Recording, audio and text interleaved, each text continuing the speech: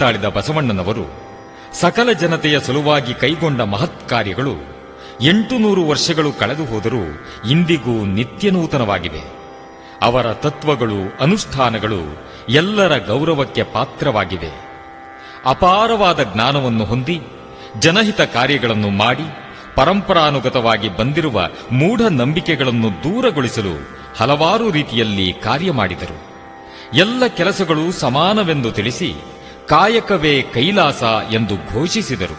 ಬಸವಣ್ಣನವರ ತತ್ವ ಆದರ್ಶಗಳು ಮಾನವ ಜನಾಂಗಕ್ಕೆ ಉಪಯುಕ್ತವಾಗಿರುವಂತಹವು.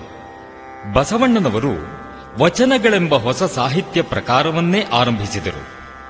ಬಸವಣ್ಣನವರು ಲೋಕಜೀವನ ಪಾಠಶಾಲೆಯಲ್ಲಿ ಶಿಕ್ಷಣವನ್ನು ಪಡೆದು ಜಿತೇಂದ್ರಿಯರಾಗಿ ನೀತಿ ತತ್ವಗಳನ್ನು ಆಚರಣೆ ಮಾಡಿ ಕಾವ್ಯ ಕಲೆಯ ಮೂಲಕ ಸಮರ್ಥ ಕಾವ್ಯ ಶಕ್ತಿಯಿಂದ ಸಹೃದಯರ ಮುಂದೆ ಒಪ್ಪಿಸಿದರು.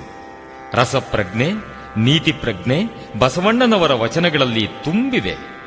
ಲೋಕಕ್ಕೆ ಉಪದೇಶವನ್ನು ಮಾಡುವ ಕಲೆಗಾರಿಕೆ ಇದೆ. ಬಸವಣ್ಣನವರು ಅದ್ವಿತೀಯ ವಚನಕಾರರಾಗಿದ್ದಾರೆ.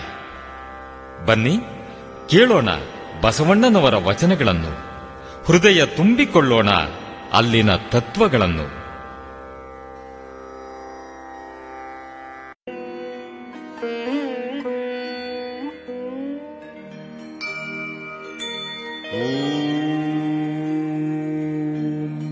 ಶ್ರೀ ಗುರು ಬಸವಲಿಂಗಾಯ ನಮಃ.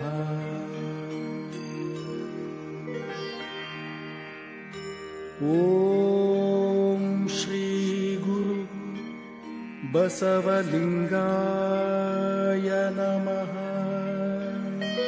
ದೇವಾದಿದೇವರಾರ್ಚಿತ ಬಸವಂ ಭಾವಾತೀತಂ ಭಜಕರ ಬಸವಂ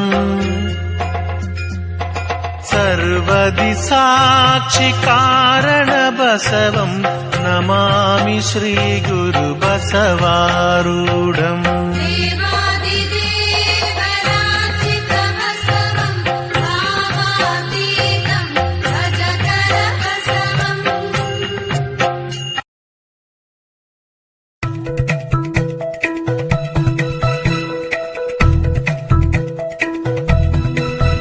ಇವನಾರವ ಇವನಾರವ ಇವನಾರವನೆಂದೆಣಿಸದಿರಯ್ಯ.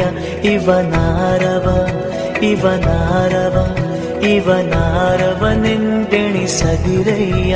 ಇವನಮ್ಮವ ಇವನಮ್ಮವ ಇವನಮ್ಮವನೆಂದೆಣಿಸಯ್ಯ. ಕೂಡಲ ಸಂಗಮ ದೇವಯ್ಯ ನಿಮ್ಮ ಮನೆಯ ಮಗನೆಂದೆಣಿಸಯ್ಯ. ಕೂಡಲ ಸಂಗಮ ದೇವಯ್ಯ ನಿಮ್ಮ ಮನೆಯ ಮಗನೆಂದೆಣಿಸಯ್ಯ.